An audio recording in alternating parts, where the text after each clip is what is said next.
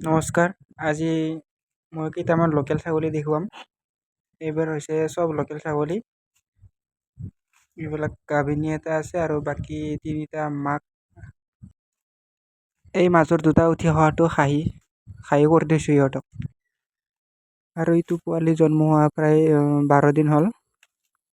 আৰু এইবিলাক চব দুটাকৈ পোৱালি জন্ম দিছে।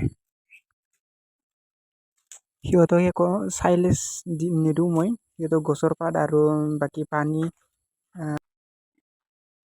ছাগলী চব য'তে ত'তে যি টি খাদ্য খাব পাৰে। পিছত দেখা পাই থকা এই গাহৰি দুটাও মই কিনি থৈছিলোঁ মাঘ বিহুৰ কাৰণে। লোকেল ছাগলী সহজত বেমাৰ নহয় আৰু সিহঁতে বহুত ভাল। আৰু সিহঁতৰ ভাল এটা গুণ হৈছে য'তে ত'তে বিক্ৰী কৰিব পাৰি, মাংসৰ কাৰণেও বিক্ৰী কৰিব পাৰি। সিহঁতক পুহিয়ে ভাল লাগে, কিবা এটা ভাল লাগে জীৱ জন্তুৰ লগত। সিহঁতক যিমানে মৰম কৰে সিমানে মানুহৰ পিছ নেৰা হৈ যায়। আৰু সিহঁতে য'তে ত'তে যাব খোজে মানুহৰ লগত পিছে পিছে।